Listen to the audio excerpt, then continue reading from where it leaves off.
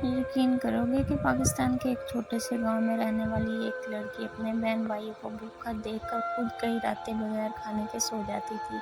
और सबसे दर्दनाक बात, इस लड़की ने सिर्फ 12 साल की उम्र में अपने ख्वाब कुर्बान करना शुरू कर दिए थे। आज मैं तुम्हें आयशा की ज़िंदगी का वो हिस्सा बताने जा रही हूँ जिसे सुनकर शायद आपकी आंखों में आंसू आ जाए। आयशा पाकिस्तान के एक छोटे से गांव में रहने वाली थी। इसके घर में अम्मी अब्बू के अलावा 2 छोटे भाई और एक बहन थी। बड़े भाई का नाम अली था, छोटे भाई का नाम अहमद और सबसे छोटी बहन ज़ैनब थी। आयशा के अब्बू दिन भर मजदूरी करते थे, गर्मी हो या सर्दी वो ईंटें उठाते ताकि बच्चों के लिए 2 वक्त की रोटी ला सकें। मगर कमाई इतनी कम थी कि अक्सर घर में खाना पूरा नहीं होता था। आयशा की अम्मी लोगों के कपड़े सीकर घर चलाने में मदद करती थी। कई रातें ऐसी होती जब उनकी अम्मी पूरी रात जागती रहती और सुबह होने से पहले वे चुपके से आंसू साफ कर लेती। आयशा सब समझती थी, इसलिए वो कभी किसी चीज़ की जिद नहीं करती थी।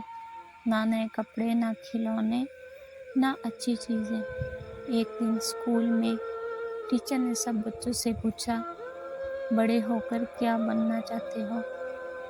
किसी ने डॉक्टर कहा तो किसी ने इंजीनियर। मगर आयशा खामोश रही क्योंकि वो जानती थी कि गुर्बत अक्सर ख्वाबों को अधूरा छोड़ देती है। इसी रात घर में सिर्फ 3 रोटियां थी, मगर घर में 6 लोग थे। आयशा ने रूठ कहा, अम्मी मुझे भूख नहीं है, और अपनी रोटी अपनी छोटी बहन ज़ैनब को दे दी। मगर रात को जब सब सो गए तो आयशा किचन में जाकर सिर्फ पानी पीकर वापस आ गई। और इस रात वो खामोशी से बहुत रोई थी। कभी कभी गुर्बत घरों की बड़ी बेटियां वक्त से पहले बड़ी हो जाती हैं और अपने ख्वाबों से पहले अपने ख़ानदान की खुशियों के बारे में सोचती हैं। मगर अगले दिन आयशा के साथ ऐसा क्या हुआ जिसने इसकी पूरी ज़िंदगी बदल दी?